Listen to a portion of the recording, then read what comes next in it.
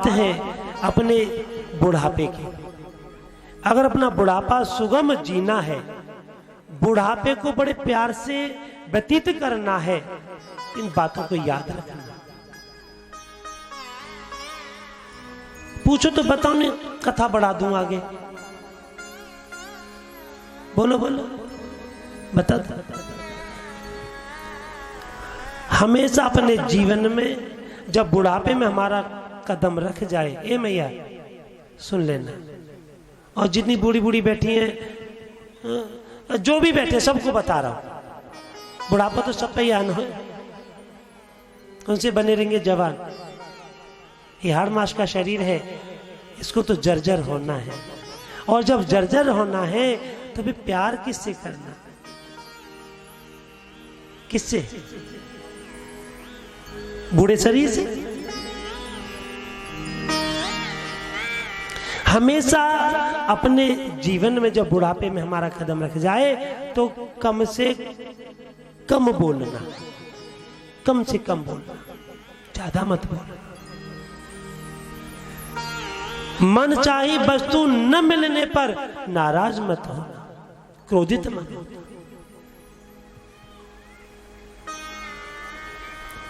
अपनी धन संपत्ति का बार बार बखान मत करना। मैंने यूं करो, मैंने यूं करो, मैंने यूं इकट्ठा करो, मैंने ये करो। या पे इस जिब्या पर कंट्रोल करना। बहू बेटी के, जो भी बहू बेटी घर में कार्य कर रही है उसमें कभी दखल मत देना।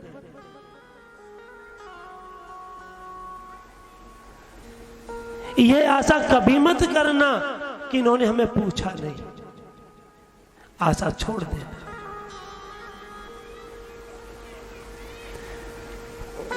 खाने पीने की कोई चीज घर में आ जाए और तुम्हें न मिले तो नाराज मत होना। ये मेरी बुजुर्गों से प्रार्थना है।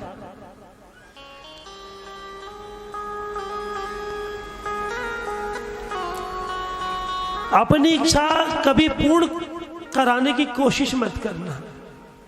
इच्छा को मार लेना बुढ़ापे में। बुढ़ापे के कष्ट को अपना कोई गलत कर्म समझ करके उसको सह लेना।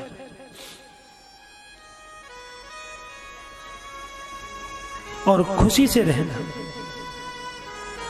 घर पर आए किसी व्यक्ति से अपने घर की बुराई मत करना कि हमारा बेटा हमारे साथ ऐसा व्यवहार करता है, हमारी बहू हमारे साथ ऐसा करती है, हमारा नाती हमारे साथ ऐसा करता है।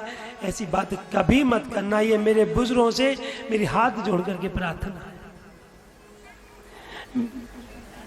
जो मेरी मैया हैं उनसे भी प्रार्थना है।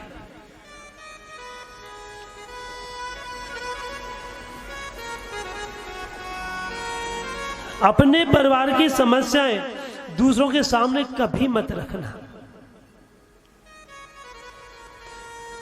अपने स्वास्थ्य के अनुसार घर के कामों में हाथ बटाना।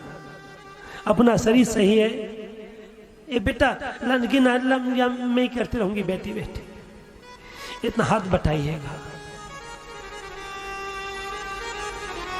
प्राकृतिक शैली जीवन अपनाएं और प्रभु का स्मरण बंधन अवश्य करें।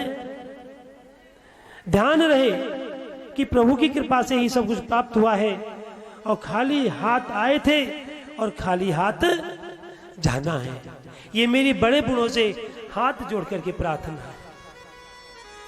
अगर ये बात अपनाओगे तो तुम्हारे बच्चे तुम्हारा अपमान नहीं करेंगे, ये मेरा वादा है।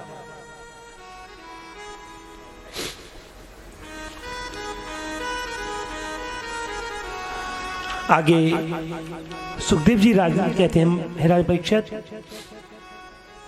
यदुवंशियों को ऋषियों का श्राप।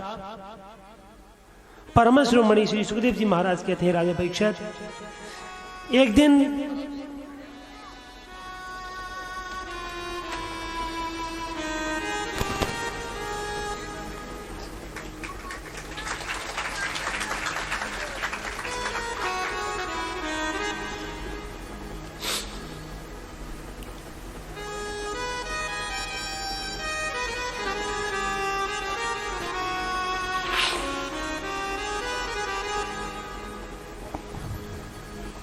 मुरली वाले ने ऐसा करम कर दिया, अब किसी के करम की जरूरत नहीं।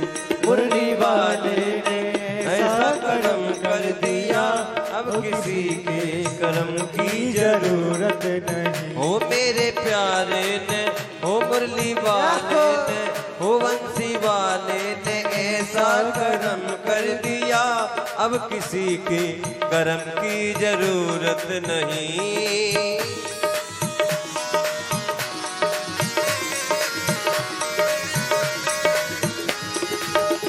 मुरली वाले ने ऐसा करम कर दिया, अब किसी के करम की जरूरत नहीं।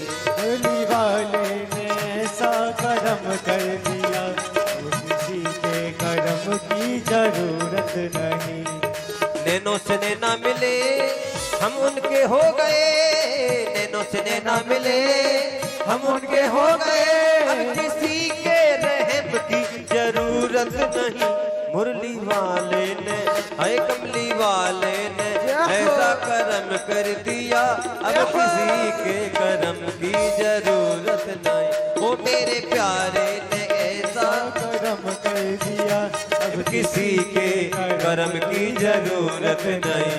अब किसी के रहम की जरूरत नहीं, अब किसी के करम की जरूरत नहीं।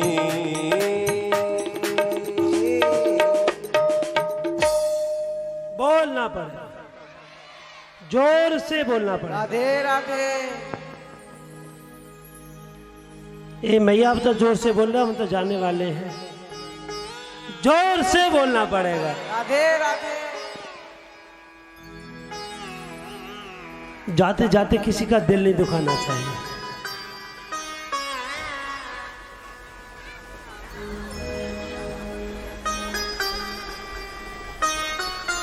भैया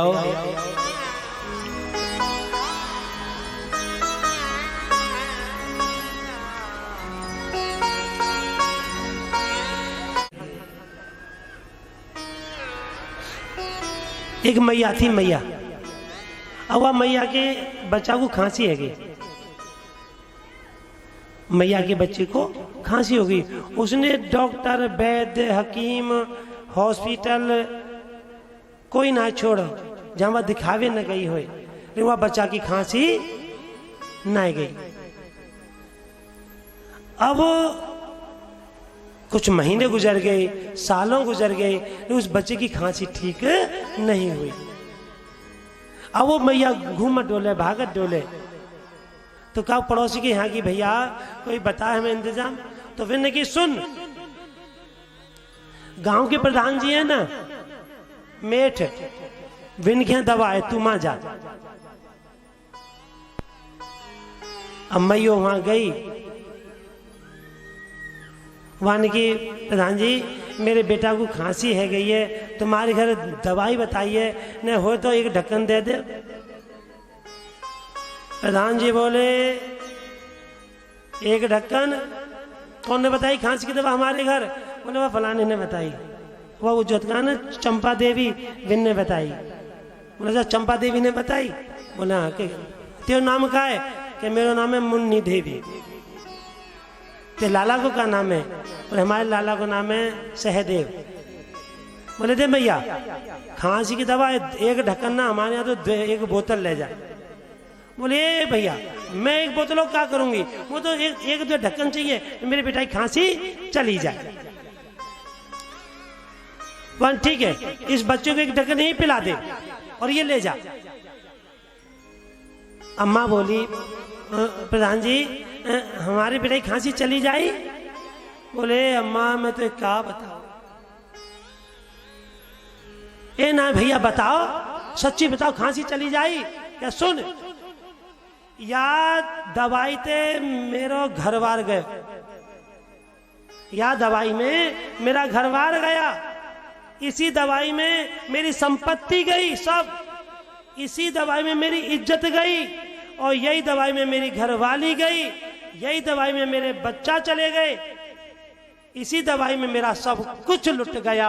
आज मेरे पास कुछ भी नहीं है, तो तेरे बच्चा की खांसी की तो औकात क्या है। बात सही है ना। तो भैयाओ ऐसी दवाई कबू मत नहीं। जो बीवी जाए, बच्चन ते अलग होए, संपत्ति जाए, मान सम्मान तुम्हारा जाए, तुमको कोई पास भी ना बिठाए, तुम्हारे घर के कलेश न मिटे, ऐसी दवाई पास भी मत आने देना। ठीक है ना। मेरी बात भाषा समझ गए ना दवाई की। हाँ जी परीक्षित जी, कौन सी दवाई है? नहीं बता सकते? चलो अच्छी बात है। ऐसी दवाई को कभी मत आने देना। खांसी तो क्या, ये सब कुछ बर्बाद कर देती है। ठीक है, बोलना पड़ेगा, जोर से बोलना पड़ेगा। चलते चलते एक छोटी सी कथा मुझे याद आ रही है।